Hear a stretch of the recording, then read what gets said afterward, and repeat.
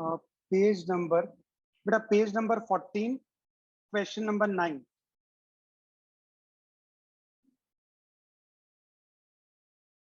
Page 14, question number 9।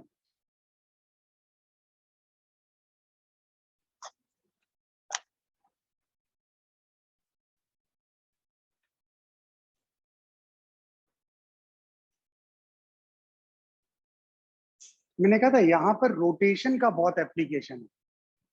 अब देखो ये क्वेश्चन भी रोटेशन ओरिएंटेड है, तो बेसिक रोटेशन है आपके पास, कोई ऐसा नहीं कि बहुत डिफिकल्ट सा रोटेशन है। देखो मैं एक्सप्लेन करता हूँ इस क्वेश्चन को, सभी लोग ध्यान दीजिए। सभी लोग बेटा मेरी तरफ ध्यान दीजिए। मेरे पास यूनिफॉर्म कांस्टेंट मैग्नेटिक फील्ड है जो 45 पे है। देखो एक बात ध्यान रखो, जब भी तुम्हारे पास मैग्नेटिज्म में हो ना आप, आपके लिए सबसे आसान है आप वेक्टर फॉर्म में क्वेश्चन को सॉल्व करो। जैसे ये टॉर्क का आपके पास फॉर्मूला है ना, म्यू क्रॉस बी। हम लोग जब इसको मैग्नीट्यूड की बात करते हैं तो मैग्नीट्यूड हम इस तरीके से डिफाइन कर लेते हैं, tau is equal to mu into B into sine theta. लेकिन अगर आप इसको वेक्टर फॉर्म में लगा सकते हो तो मेरे पास बहुत आसान हो जाता है, क्योंकि मुझे डायरेक्शन भी मिल जाती है और मुझे वहां पर मैग्नीट्यूड भी मिल जाता है। मतलब हम म्यू को इन टर्म्स ऑफ आई जे लिख लें, बी को इन टर्म्स ऑफ आई जे लिख लें, तो मेरे लिए बहुत आसान हो जाएगा। देखो मैं अब वही मेथड आपको समझाता हूँ। मेरे पास इस तरीके से एक्स एक्सिस और वाई एक्सिस दिए हुए हैं। अभी नोट मत करिएगा बेटा आप लोग। और ये हमारे पास एक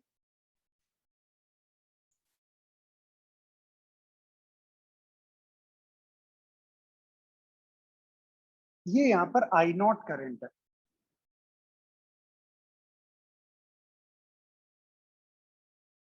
और ये पॉइंट आपके पास ओ दिया हुआ है। This is P, this is Q, this is R, this is S. ये पी क्यू आर एस। अब अगर ये आपके पास पी क्यू आर एस दिया हुआ है, ये पॉइंट ओ है, ये करंट आई नॉट है, और मैग्नेटिक फील्ड देखो उसने क्या दी है, मैग्नेटिक फील्ड 45 के एंगल पे, इस तरीके से मैग्नेटिक फील्ड है। और उसका मैग्नीट्यूड आपके पास कितना है, मैग्नेटिक फील्ड वही बी है आपके पास, ये इस तरीके से मैग्नेटिक फील्ड है। अब बताओ अगर ये एंगल 45 है और इसका मैग्नीट्यूड बी है, तो बताओ इसको मैं वेक्टर फॉर्म में लिखना चाहूँ, बताओ लिख सकता हूँ ना। This vector B is equal to B into, बताओ, cos 45 I cap plus sine 45 J cap. अरे सहमत हो गए ना सभी लोग, यही तो हुआ। और अगर मैं इसे लिखूं तो vector B is equal to B by root two I cap plus J cap. बताओ ये मेरे पास बी वेक्टर आ गया। अब अगर मैं म्यू वेक्टर की बात करूं, बताओ ये आई नॉट अगर है आपके पास, तो बताओ ये एंटी क्लॉकवाइज है, बताओ म्यू वेक्टर को मैं क्या लिख सकता हूं, आई इंटू एरिया हो गया एल स्क्वायर, एंटी क्लॉकवाइज है तो प्लस के कैप लिख सकता हूं।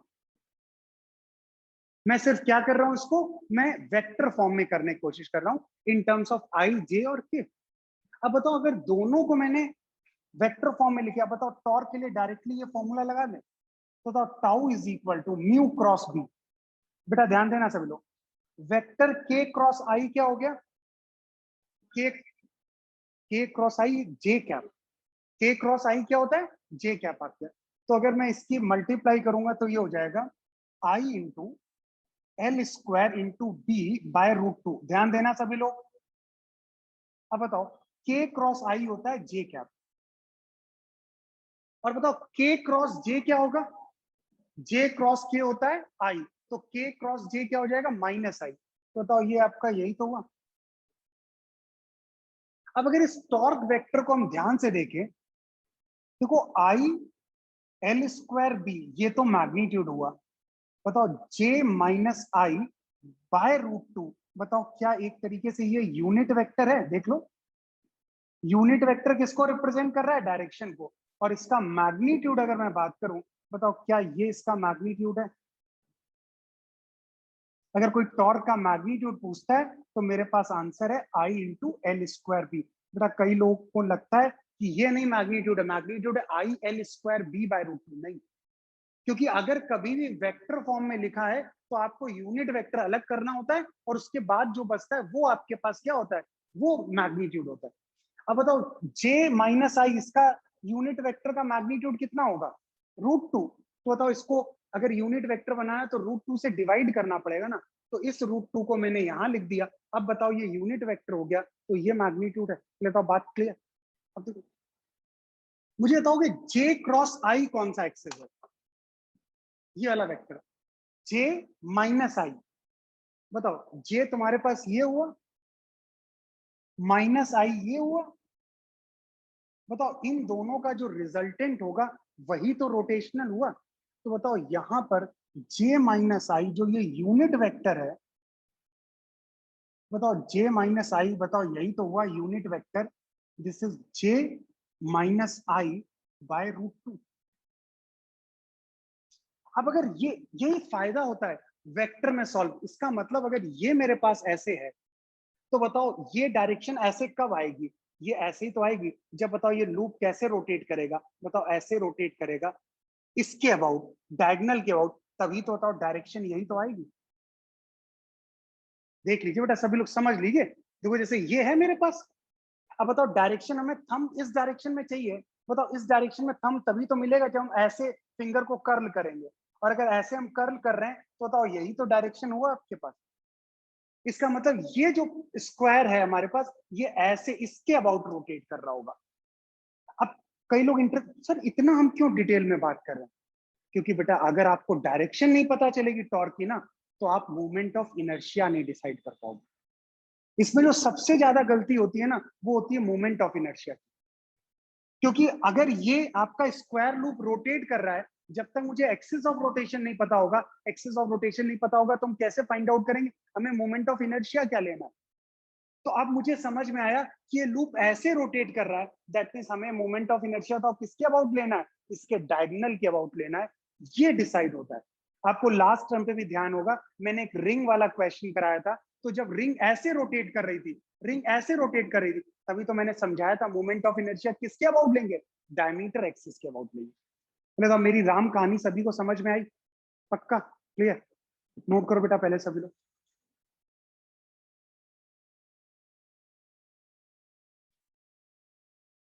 बेटा इसीलिए तो सुजल मैं समझा रहा हूं कि यहां पर मैक्सिमम गलती यही होती है कि हम मोमेंट ऑफ इनर्शिया को गलत लिख देते, इसीलिए डायरेक्शन पे बहुत ध्यान दीजिए।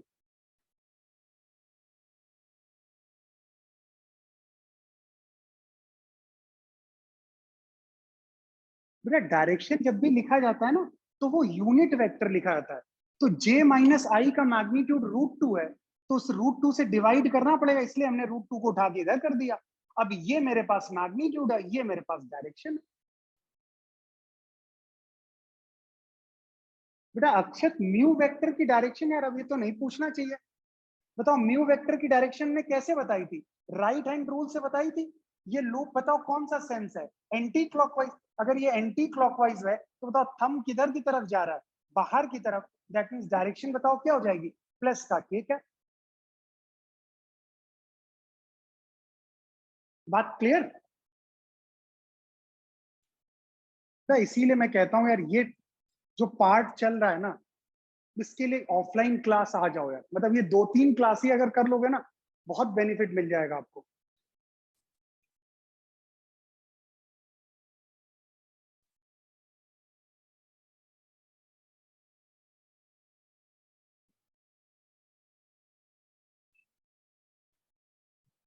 मतलब इसीलिए मैंने बेटा ऑफलाइन की बात, अदरवाइज शायद मैथ्स और केमिस्ट्री में ऑफलाइन नहीं स्टार्ट हुई है, रैंकर बैच की तो नहीं स्टार्ट हुई,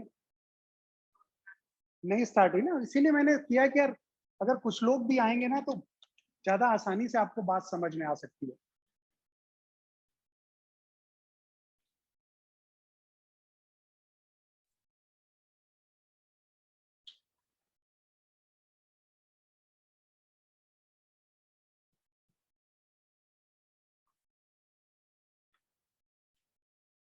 और जितने बेटा ये आउटसाइडर्स है ना, ये रक्षाबंधन मना लो, इसके बाद अपना बोरी बिस्तर लेके जो है ना कानपुर वापस आ जाओ, अगर कुछ आईआईटी में करना है।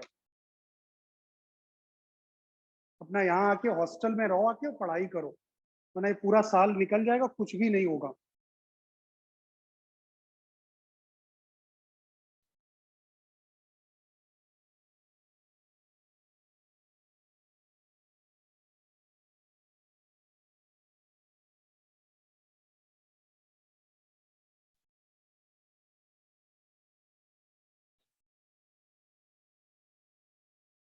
और अभी आपके सब एग्जाम बहुत डिले होंगे, ये बात पहले समझ लो। टाइम आपके पास बहुत सफिशिएंट टाइम है अभी आपके पास। तो अगर आपको ये लग रहा हो कि टाइम निकल गया, टाइम निकल रहा है, ऐसा कुछ भी नहीं है।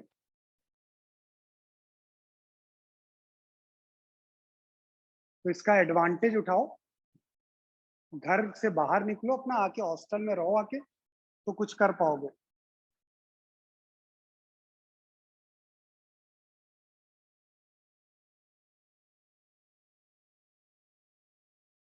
चलिए, बात सभी को क्लियर यहाँ तक कहानी।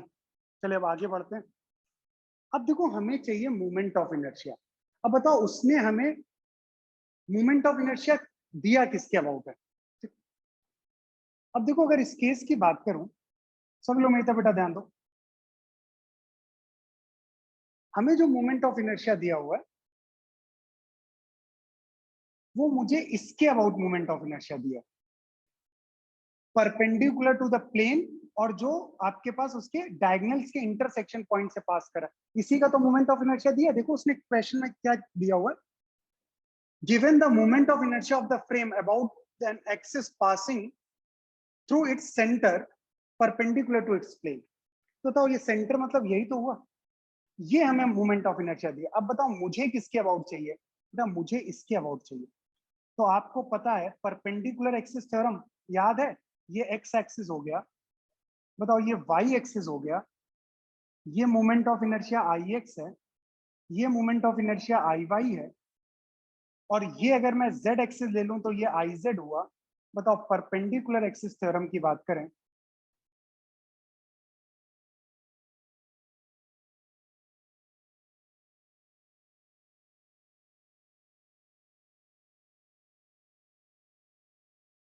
बताओ this I Z is equal to I X plus I Y होगा। अगर मैं यहाँ पर आई जेड की बात करूं, तो आई जेड की, अच्छा बताओ, आई एक्स और आई वाई सिमिट्री से बराबर होंगे, तो इसको मैं आई लिख लेता हूं। अब आई जेड तुम्हें दिया है 4/3 ml², ये हो जाएगा 2i। तो बताओ जो मुझे चाहिए आई, बताओ वो क्या हो जाएगा, वो 2/3 ml² हुआ। पहले तो इतनी बात समझ में आई सभी को। अगर मैं इस आई की बात करूं, ये आई 2/3 ml² आपके पास है, पक्का। तो मुझे मोमेंट ऑफ इनर्शिया समझ में आ गया कि इसके लिए मोमेंट ऑफ इनर्शिया कितना है, 2/3 ml², पक्का।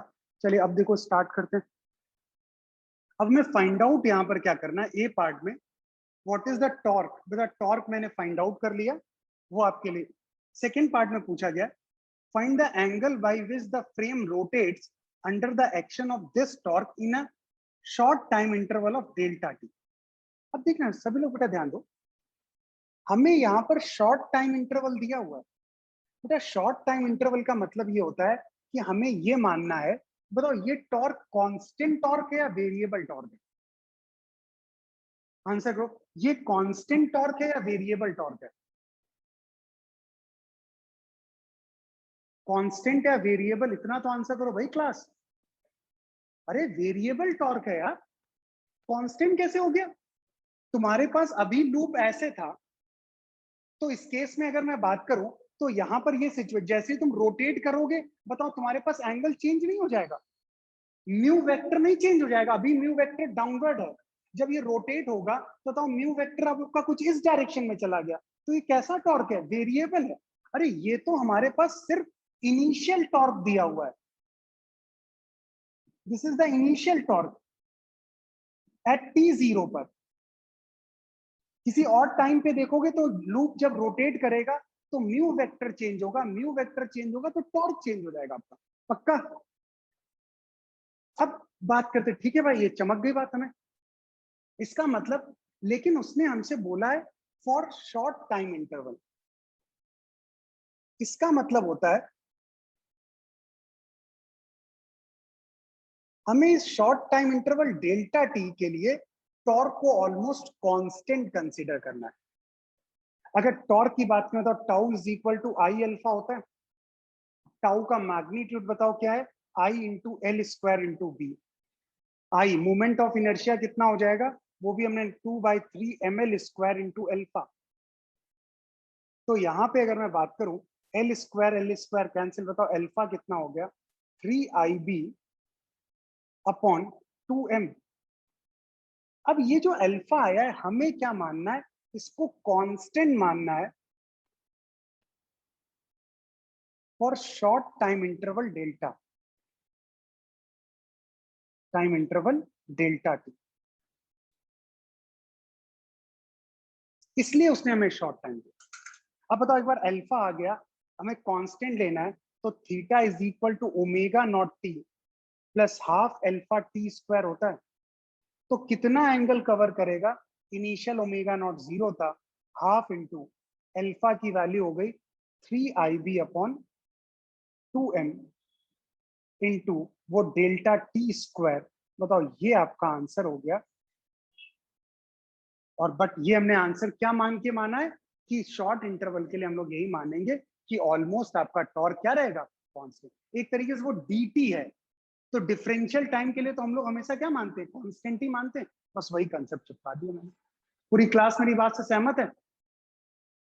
अरे बेटा क्वेश्चन रीड किया करो। आईजेड की वैल्यू ये गिवन दी हुई है बेटा, हम कैसे निकाल सकते हैं? ये जो आईजेड की वैल्यू है गिवन है क्वेश्चन में।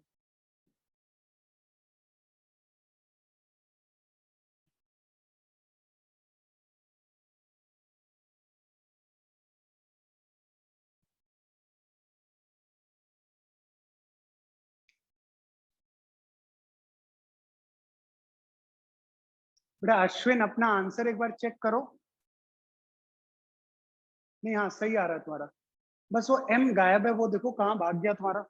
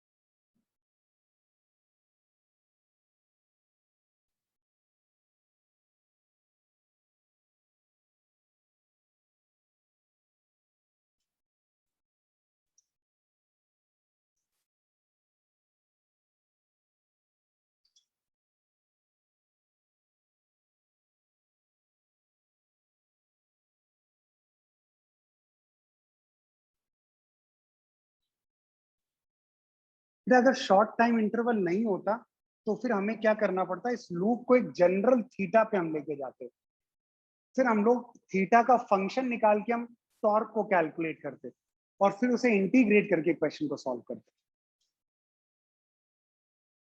देखो उसमें जेई क्वेश्चन करके दिया है, जल्दी से अटेम्प्ट करो।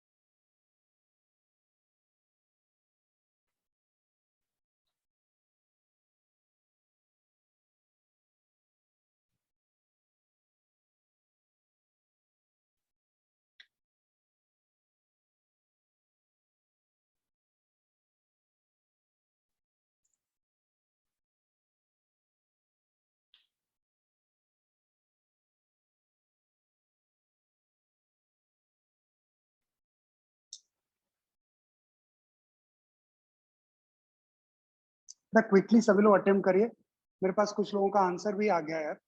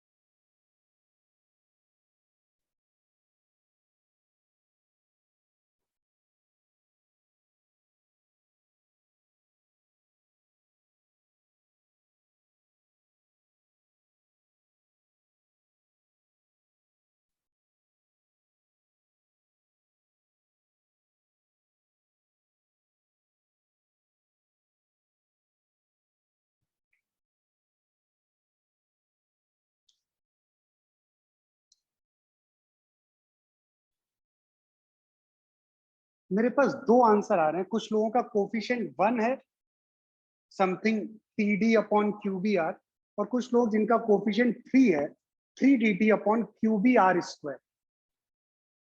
अभी तक मेनली जो मेरे पास आंसर्स हैं वो दो ये आंसर्स हैं। हाँ क्लासरूम में भाई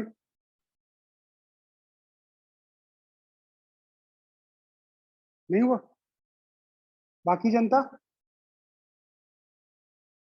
वेदांश जल्दी से करो भाई। भाई एक तरफ सब लोग अपना जल्दी जल्दी नाम बताते जाओ, मास्क हटा के। हाँ,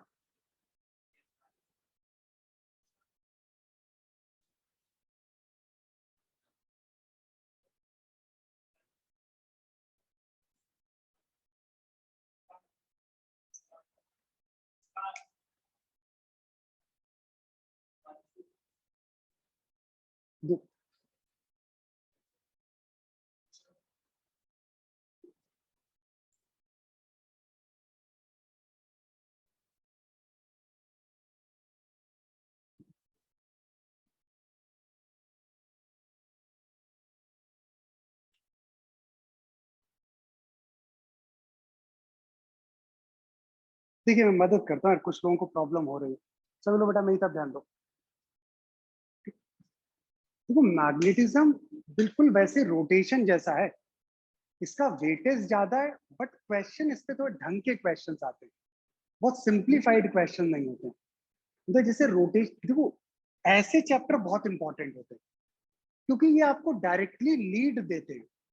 जैसे मैग्नेटिज्म के क्वेश्चन में अगर आपने कर लिए ना, तो नॉर्मल जनता जो होगी वो कर ही नहीं पाती है।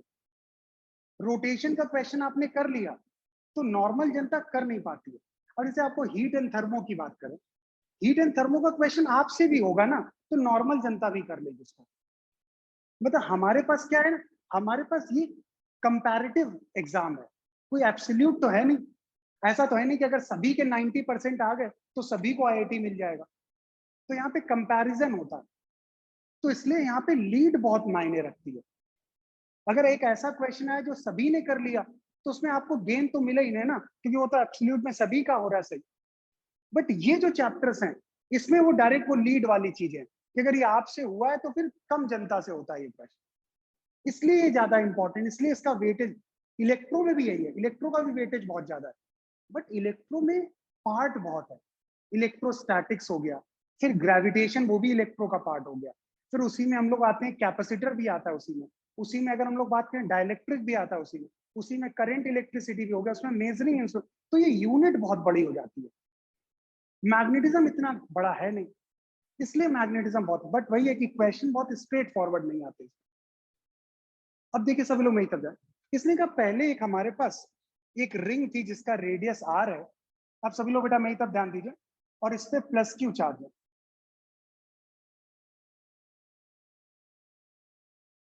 और यहां पर अगर मैं बात करूं, इसका मास दिया हुआ है, नहीं दिया, इसने कहा पहले दोनों पे टेंशन टी नॉट और टी नॉट था, तो बेसिकली टी नॉट इसी के मास को बैलेंस कर रहा होगा।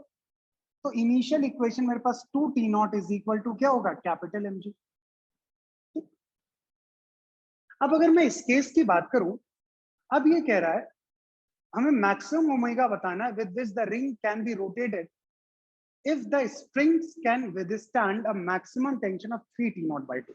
मैक्सिमम टेंशन कितना बियर कर सकती है स्ट्रिंग, 3 t naught by 2, ठीक है ना। अब मैं अगर इस केस की बात करूं, बताओ मैग्नेटिक फील्ड स्विच ऑन कर दिया गया। अब देखो ये केस ऐसा है कि हमें कुछ एक सेट करना पड़ेगा, कौन, क्योंकि 3D डायग्राम है। तो मैं ये मान लेता हूं ये इसका, ये ऐसे है, और अगर ये इसका ऐसे, इससे कोई भी तुम ड्रॉ करो उससे कोई फर्क नहीं पड़ता, और ये इस तरीके से उम्मीद है। मतलब अगर मैं इधर से देख रहा हूं तो बताओ मेरे पास ये सेंस हुआ, कौन सा सेंस है बेटा, एंटी क्लॉकवाइज। अगर ये एंटी क्लॉकवाइज है तो अगर एंटी क्लॉकवाइज है फिंगर रोटेट करेंगे, बताओ म्यू वेक्टर मेरी तरफ आएगा। बताओ इस केस की बात करें, बताओ म्यू वेक्टर मेरी तरफ आएगा। अब आप कहोगे सर हम, आपने ऐसे माना, मैं कोई दूसरा मान लेता हूँ, कोई फर्क नहीं पड़ता, क्योंकि सिमेट्रिकल डायग्राम है, फर्क कुछ भी नहीं पड़ता, तुम कोई भी डायरेक्शन लेट कर लो। क्लियर बात। तो हमने ये माना तो मेरा म्यू इधर। अच्छा, अभी रिंग का हम लोगों ने म्यू निकालना सीखा है, क्या भाई, mu by L is equal to Q by twice M. तो म्यू की वैल्यू हो गई Q by two twice M, और ये हो जाएगा M R square into omega. तो म्यू की वैल्यू क्या होगी, Q omega R square by two. I think मेरी बात क्लियर, ठीक। अच्छा, म्यू ये हो गया, बी आपके पास ये है, अपवर्ड है। बताओ म्यू क्रॉस बी की डायरेक्शन क्या होगी। अगर मैं म्यू क्रॉस बी की डायरेक्शन बात करूं, बताओ ये यही तो हुई म्यू क्रॉस बी। अगर म्यू क्रॉस बी इस तरीके से है तो समझना जरा, इस बात को ध्यान देना। अगर ये है मेरे पास है, अगर म्यू क्रॉस बी ऐसे है तो इसका रोटेट करने का सेंस क्या होगा। बताओ ये ऐसे ही तो रोटेट करना चाहेगा, हाँ या ना। बट ये रोटेट नहीं कर पाएगा। देखो ना, म्यू इधर है, बी इधर है, तो म्यू से बी की तरफ जाओगे तो इसका सेंस बताओ ऐसे ही तो रोटेट करना चाहेगा, बट रोटेट कर नहीं सकता। क्यों नहीं रोटेट कर सकता, ड्यू टू द स्ट्रिंग। लेकिन अगर ये वाला एंड नीचे की तरफ जा रहा है, ये ऐसे रोटेट कर रहा है, तो बताओ इसमें टेंशन मैक्सिमम होगा ना। और ये टी मैक्स बताओ कितना हो जाएगा, कितना मैक्सिमम टेंशन बियर कर सकता है, 3 टी नॉट बाई। इसमें कुछ टेंशन, अब इसमें मैक्स होगा, इसमें कुछ मान लेते हैं टी टेंशन है। और बताओ capital M G downward direction में, आपको ये तो पता ही है ना कि कोई मैग्नेटिक फोर्स तो लगेगा नहीं, तो मैं लिख सकता हूँ T plus 3 t0/2 is equal to capital M G. और कैपिटल एम जी बेटा किसके बराबर है, 2 t0 के बराबर। तो बताओ टी की वैल्यू बताओ कितनी आ गई, t0/2, हाँ या ना, टी निकल आया। अब आप समझ गए होंगे क्या करना है इस क्वेश्चन में, हमें सिर्फ टॉर्क बैलेंस ही तो करना है। तो बताओ अगर मैं यहाँ पे बात करूं, इसके मिडिल पॉइंट के अबाउट कर लेते टॉर्क बैलेंस। तो बताओ ये हो गया टॉर्क बैलेंस अबाउट ओ,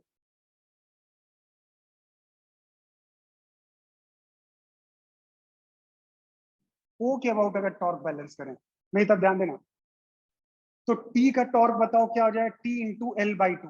कौन सा सेंस है बेटा ये,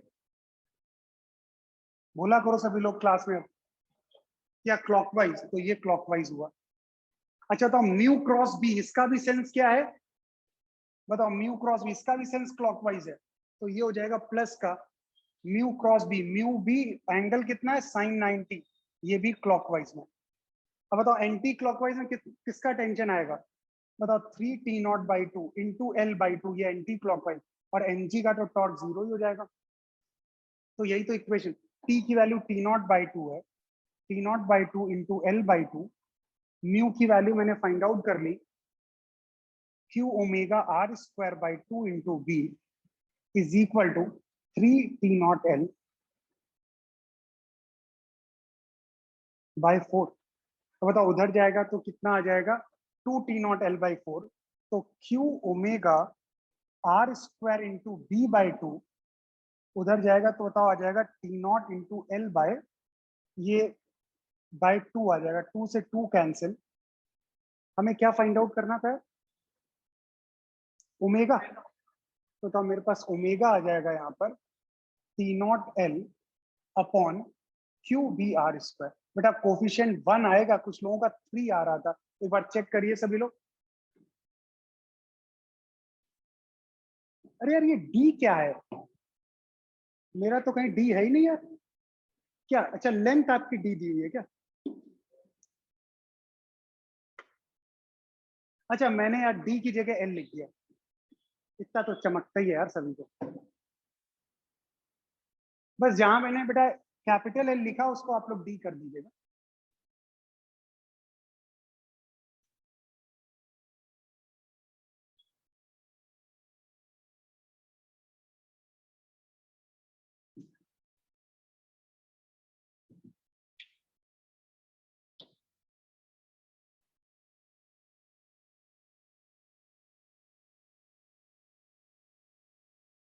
नेक्स्ट स्टेप पे बेटा स्टार्ट करेंगे हम लेक्चर शीट 3। तो 1 2 में तो हमने फोर्स और टॉर्क की बात कर ली। अब लेक्चर शीट 3 में हम लोग बात करेंगे मैग्नेटिक फील्ड हम लोग कैसे प्रोड्यूस करते हैं।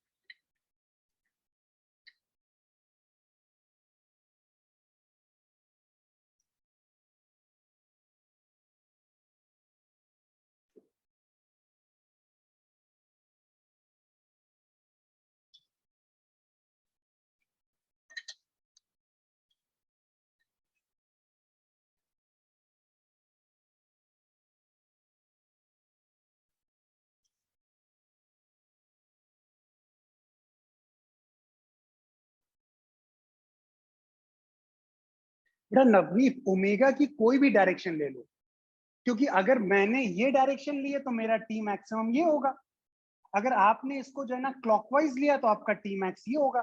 तो सिमेट्रिकल डायग्राम में कोई फर्क पड़ेगा नहीं।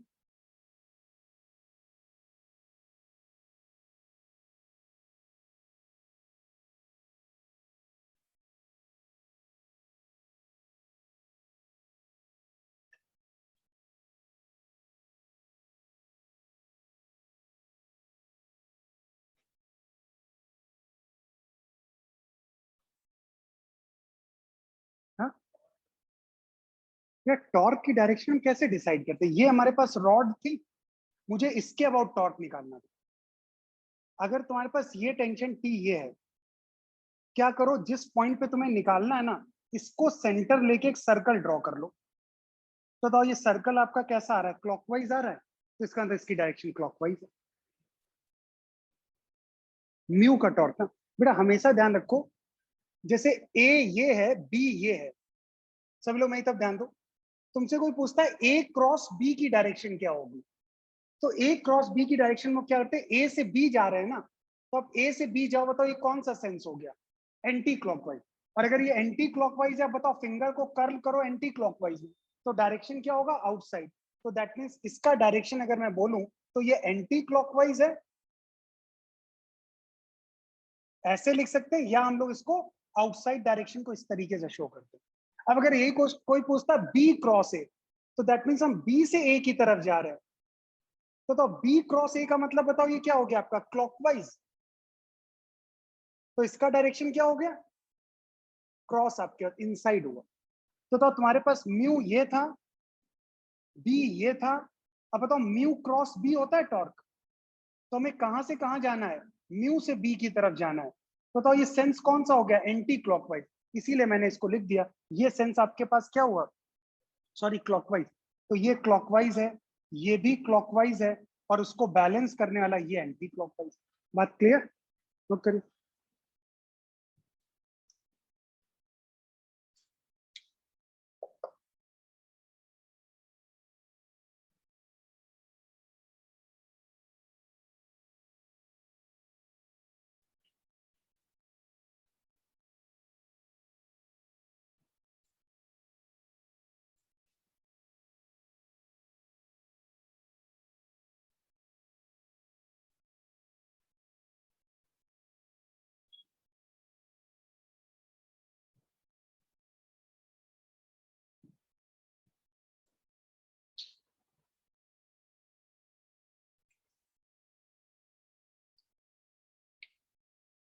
क्वेश्चन नंबर 14,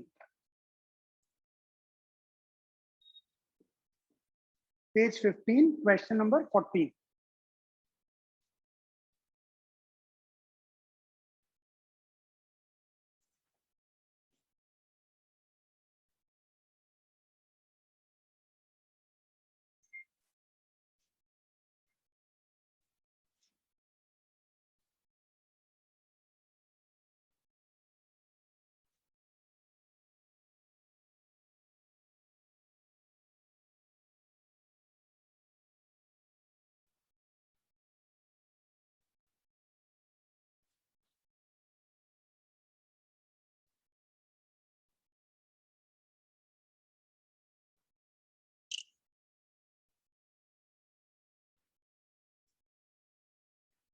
बेटा आंसर करिए सभी लोग।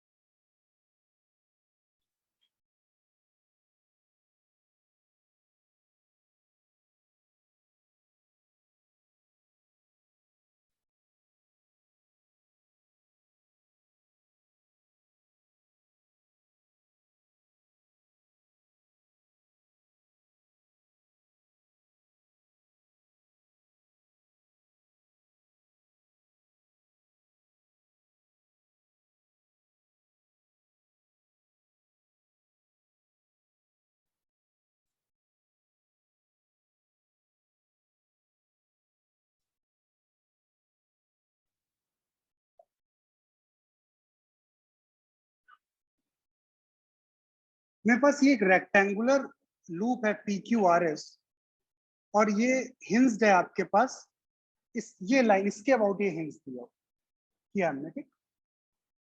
यूनिफॉर्म मैग्नेटिक फील्ड आपके पास ये दी हुई है, करंट इसमें आई पास कर रही है। मुझे नहीं पता यार कि आई का डायरेक्शन क्या है, मुझे डायरेक्शन फाइंड आउट करनी। अब बताओ ये लूप इक्विलिब्रियम में, सभी लोग बेटा मेरी तरफ ध्यान दीजिए, नोट करना बंद करो। ये लूप इक्विलिब्रियम में है। अगर ये इक्विलिब्रियम में है, ये ए है, तो बताओ इसका सेंटर ऑफ मास यहाँ मिडिल पे होगा, और बताओ यहाँ पर इस तरीके से mg एक्ट कर रहा होगा क्या? बस मैग्नेटिज्म में 3D है, उस 3D को थोड़ा समझने की कोशिश करो। तो अगर ये केस है आपके पास, तो बताओ ये इस तरीके से ऐसे है, ये आपके पास ध्यान से समझना चाहिए। बताओ ये ऐसे ही तो है, और यहां पर बताओ mg एक्ट कर रहा है। तो अगर ये mg एक्ट कर रहा है, बताओ ये ऐसे है। ज्ञानेश ध्यान दो, तुम्हें टॉर्क की डायरेक्शन में प्रॉब्लम थी। बताओ ये ऐसे है। अब बताओ इस ये एक्सिस ऑफ रोटेशन है, अगर हम ऐसे रोटेट करेंगे, सर्कल बनाएंगे, बताओ ये सर्कल किस सेंस में आ रहा है? क्लॉकवाइज सेंस में आ रहा है। और अगर ये क्लॉकवाइज में आ रहा है, तो बताओ इसका डायरेक्शन इधर कौन सा डायरेक्शन हुआ? अरे ये वाई एक्सिस है, कौन सा डायरेक्शन हुआ? जे कैप। इसका मतलब अगर मैं टॉर्क mg वेट की बात करूं, तो this is mg into perpendicular distance कितनी हो जाएगी? a/2। और डायरेक्शन बताओ प्लस का जे कैप। क्यों? क्योंकि जब मैं इसको यहां पर देख रहा हूं, तो ये सर्कल बताओ मेरा क्लॉकवाइज बन रहा है, क्लॉकवाइज का मतलब इनसाइड, बताओ प्लस जे कैप आया। बस सभी लोग सहमत? अब बताओ ये प्लस जे कैप आया। अब बताओ अगर मुझे इसे काउंटर बैलेंस करना है, तो कौन काउंटर बैलेंस करेगा? Magnetic force. तुम्हें ये दिया हुआ है। अब बताओ मैं क्या करता हूँ, हिट एंड ट्रायल से कर लेता हूँ। मुझे नहीं पता मैंने क्या किया, एक बार इसका डायरेक्शन ऐसे लेट कर लिया, ऐसे लेट किया, मुझे कोई आइडिया नहीं, मैंने ऐसे रैंडमली किया। भाई दो ही डायरेक्शन पॉसिबल है, या तो क्लॉकवाइज होगा या एंटी क्लॉकवाइज होगा। तो हमने कहा एक बार क्लॉकवाइज चेक कर लेते हैं। अगर इसके कारण टॉर्क माइनस जे में आया तो सही बात है, और अगर वो प्लस जे में आया तो मुझे डायरेक्शन चेंज करनी पड़ेगी, हम सेंस बता देंगे एंटी क्लॉकवाइज होगा। अब बताओ अगर ये मैंने लेट किया है, तो म्यू वेक्टर में क्या लिख सकता हूँ? आई इंटू ए, और ए बाई नहीं ए बी है, आई इंटू ए बी। बताओ ये क्लॉकवाइज है, अगर ऊपर से देखेंगे क्लॉकवाइज का मतलब इनसाइड, बताओ माइनस के कैप। ये ऐसे ही तो हुआ देखो, क्लॉकवाइज, क्लॉकवाइज का मतलब इनसाइड, इनसाइड मतलब ये कौन सी डायरेक्शन है? माइनस के कैप। बेटा अंशु क्लियर ना? okay. तो ये आ गया माइनस का के कैप। अब म्यू वेक्टर फॉर्म में बी वेक्टर फॉर्म वाला टॉर्क क्या हो जाएगा? This is mu cross B. जितना वेक्टर में आप सॉल्व करोगे ना, हमारे लिए उतना ही बेनिफिशियल है। बताओ के क्रॉस आई, के क्रॉस आई होता है जे, माइनस जे, तो बताओ क्या होगा? 3 B0 I A B minus J cap. अब बताओ के क्रॉस है तो 0। अब बताओ ये टॉर्क, बताओ माइनस जे में आ गया, और यहाँ किस पे है? प्लस जे में। बताओ कितने लकी हैं हम लोग, पहली बार हमने लिया वही हमारा सही हो गया। अगर ये लेट से गलत होता हमारा, तो क्या आता? प्लस जे आता, तो हम क्या कह देते? प्लस जे आ रहा है, हमें माइनस जे चाहिए, बताओ हम तुरंत इसका डायरेक्शन क्या कर देते? चेंज कर देते। बट लकली हमारा सही आ गया, इसका मतलब पक्का इसका डायरेक्शन बताओ क्या होगा? क्लॉकवाइज डायरेक्शन होगा। अब बताओ अगर तुम्हें इक्विलिब्रियम की बात करनी है, तो फॉर इक्विलिब्रियम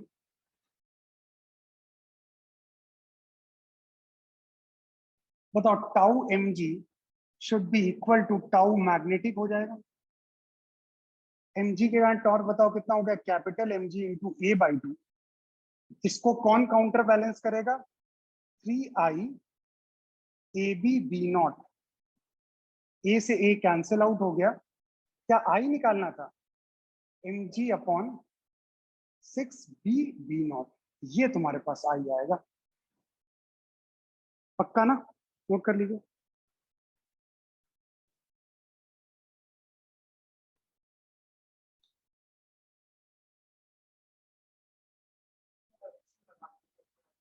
बेटा म्यू का डायरेक्शन, म्यू के डायरेक्शन में सभी लोग समझे नहीं, तब ध्यान दो, ये है आपके पास लूप, हम ऊपर से देखते हैं हमेशा। बताओ हमने जो करंट माना वो तो ऐसे ही तो माना, ऐसे। अब बताओ अगर ऊपर से देखोगे कौन सा सेंस हुआ, क्लॉकवाइज। अगर क्लॉकवाइज है राइट हैंड रूल से, तो क्या होगा, इनसाइड ऊपर की तरफ जेड कैप है, तो ये क्या डायरेक्शन हो गया, माइनस के कैप है। पक्का, हाँ रचित कुछ क्वेश्चन।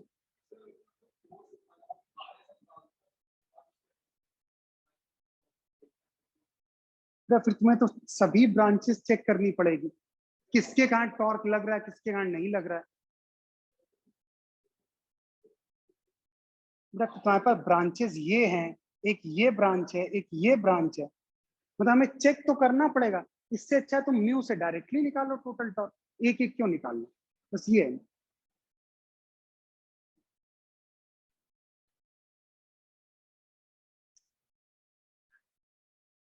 अब उसने मैग्नेटिक फोर्स पूछा है आरएस में।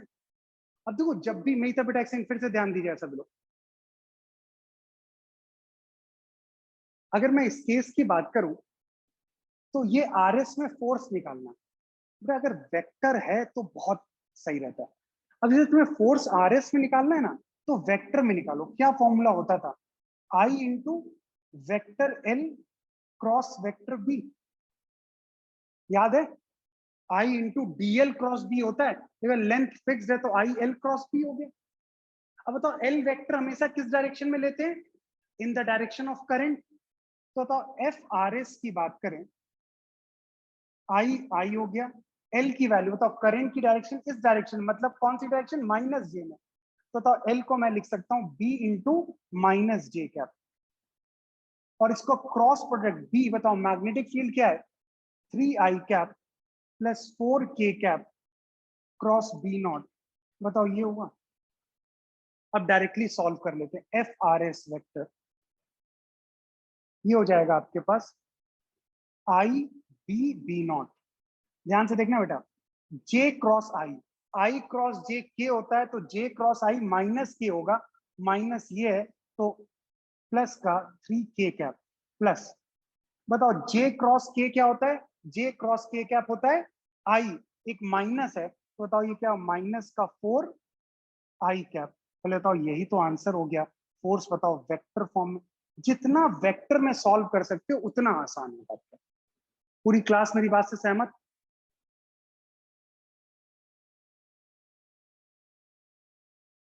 नोट करो बेटा, मैं एक्सप्लेन करता हूं, कार्तिक और हार्दिक नोट करिए पहले से।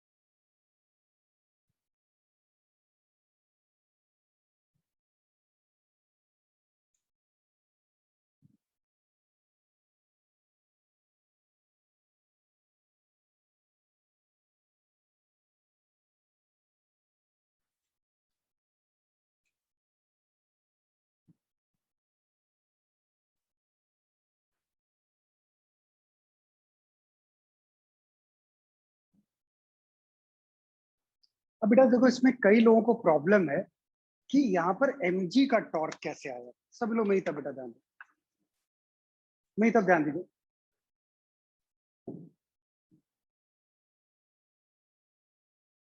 देखिए ये सभी ये सिचुएशन है आपके पास। देखो जो मैंने यहाँ पर स्केल रखा हुआ है, बताओ वो स्केल तुम्हारे पास mg का डायरेक्शन है।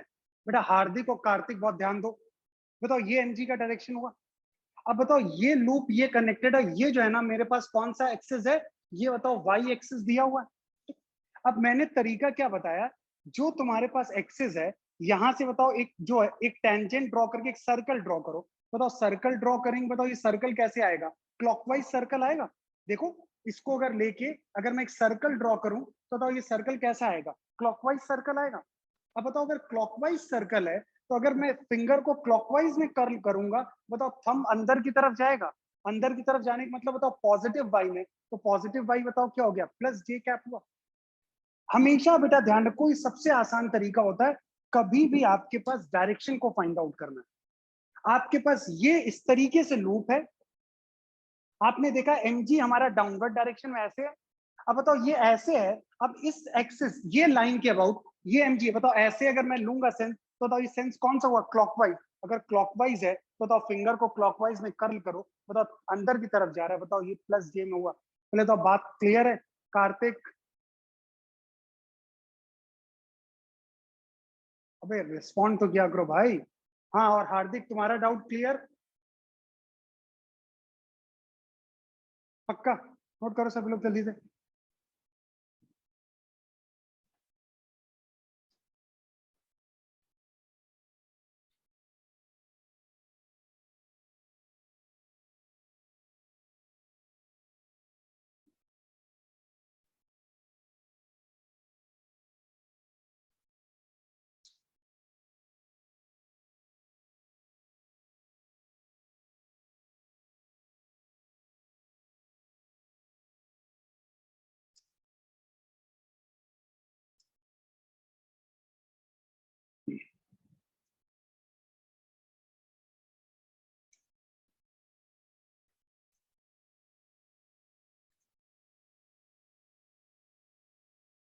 बात सभी को क्लियर, एक क्वेश्चन और दे रहा हूँ। अब सब कुछ हो गया ना, जो कुछ भी फाइंड आउट करना सारा कुछ हमने कर लिया ना, कंप्लीट है क्वेश्चन।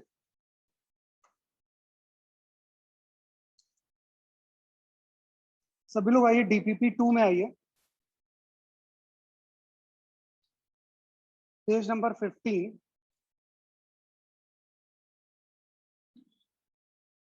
Question number 17।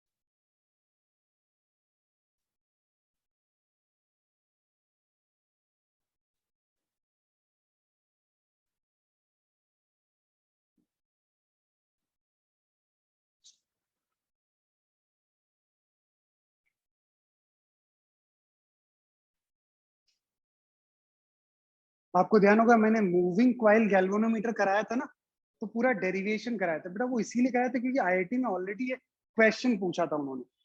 और ये क्वेश्चन तभी सॉल्व हो सकता है जब आपको पता हो कि आखिर उसका वर्किंग प्रिंसिपल क्या है। जल्दी से सॉल्व करिए।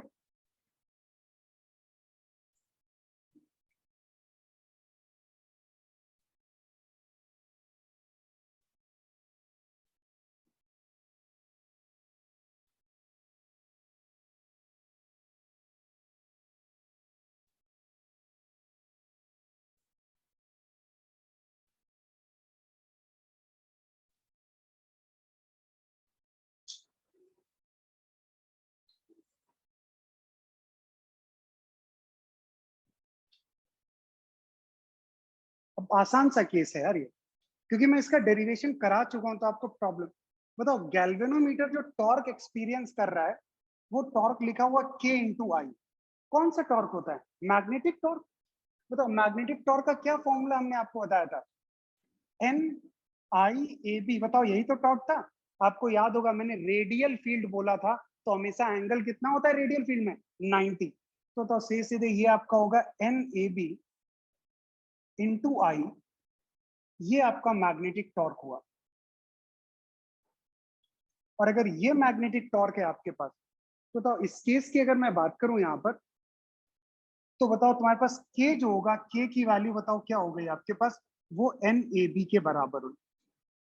अगर के की बात करूं तो के की वैल्यू एन ए बी, पहला तो पार्ट बहुत घटिया सा part. If for current I deflection is pi by two, find out torsional constant. तो आपको पता होगा एट इक्विलिब्रियम जब हम लोग बात कर रहे थे,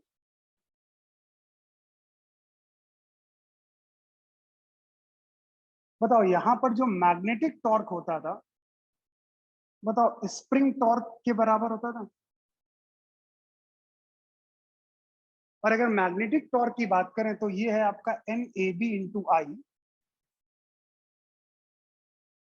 और स्प्रिंग टॉर्क हो गया आपका सी, मान लेते हैं कांस्टेंट, इंटू थीटा होता है। थीटा की वैल्यू बेटा कितनी दी हुई है, पाई बाई टू। बताओ यही तो सी यहाँ पर टॉर्शनल कांस्टेंट होता है।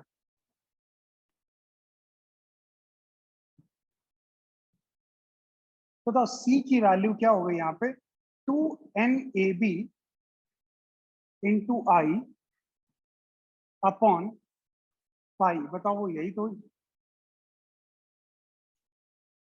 मेरी बात से सहमत।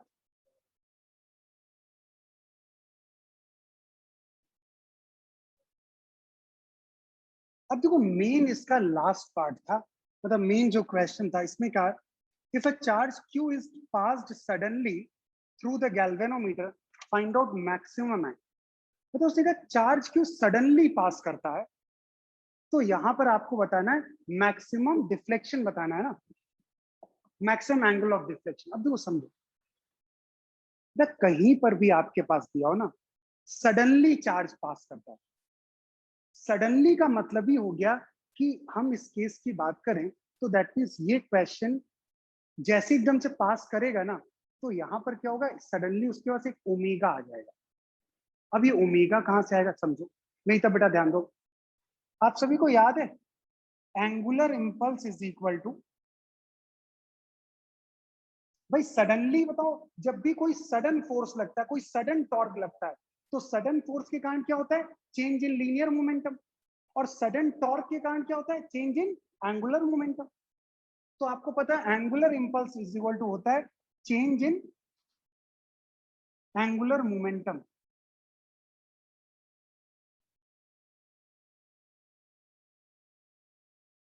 दैट मीन्स ये होता है integral of tau impulsive dt is equal to final angular momentum minus initial angular momentum, ये होता है। ध्यान से समझना मेरी तरफ। अब बताओ यहां पर जो मैग्नेटिक टॉर्क है, अगर मैं इसकी बात करूं, ये क्या होगा, N I A B into D T is equal to L final minus L initial. N A B बताओ आपके पास बाहर आ गया, integral of I D T आया। बताओ इसको अगर मैं लिखूं, N A B I can be written as D Q by D T into D T. तो बताओ ये मेरे पास क्या आ गया, N A B into integral of D Q, और ये किसके बराबर होगा, फाइनल एंगुलर मोमेंटम क्या हो गया, आई इंटू ओमेगा। इनिशियली तो वो रेस्ट पे ही होगा आपके। अब बताओ ऑल ऑफ सडन कितना चार्ज पास करता है, उसने यही तो बोला क्यू चार्ज जो है ना ऑलमोस्ट नेग्लिजिबल टाइम में पास कर जाता है। ठीक, तो अगर मैं यहाँ पर मोमेंट ऑफ इनर्शिया की बात करूं, आई है, तो बताओ ये क्या हो जाएगा, N A B into Q is equal, बेटा जरा चेक करो मोमेंट ऑफ इनर्शिया गिवन है।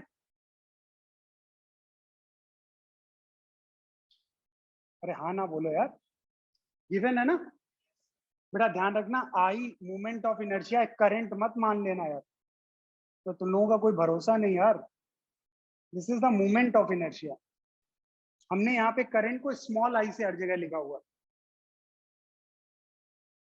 तो ये आप बताओ ओमेगा आ गया मेरे पास, मतलब जैसे ही सडनली क्यू चार्ज पास किया, तो एकदम से जो क्वाइल थी हमारे पास, बताओ उसके पास इतना ओमेगा आ गया। अब बताओ अगर ओमेगा आ गया, तो अब बताओ अगर मैं यहाँ पे कंजर्वेशन ऑफ एनर्जी की बात करूं,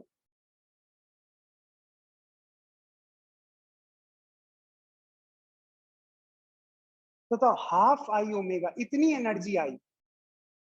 बताओ स्प्रिंग की इलास्टिक पोटेंशियल एनर्जी तब जीरो थी, सिर्फ रोटेशनल काइनेटिक एनर्जी होगी।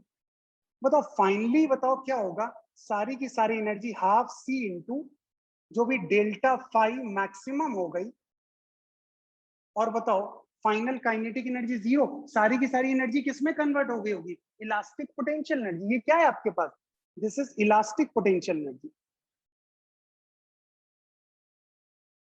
तो अगर ये हाफ मैं हटा दूं यहां पर, तो बताओ यहां से मेरे पास फाइव मैक्स की वैल्यू क्या हो जाएगी, is equal to complete under root of I omega square upon सी।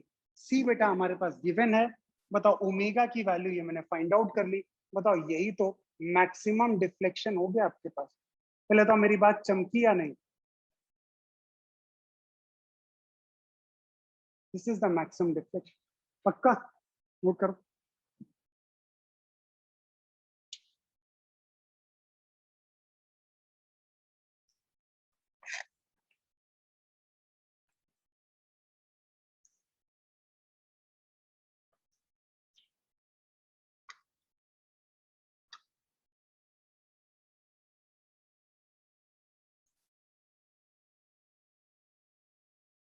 अब बेटा आपको जो है ना लेक्चर शीट 1 और 2 आपको पूरी कंप्लीट करनी है, ठीक है ना। और डीपीपी में बस जो मैग्नेटिक फील्ड वाले क्वेश्चंस हैं, जहां पर भी मैग्नेटिक फील्ड फाइंड आउट करना है, बस उनको स्किप करना है। फोर्स टॉर्क ये जितने भी सब कंप्लीट करने हैं।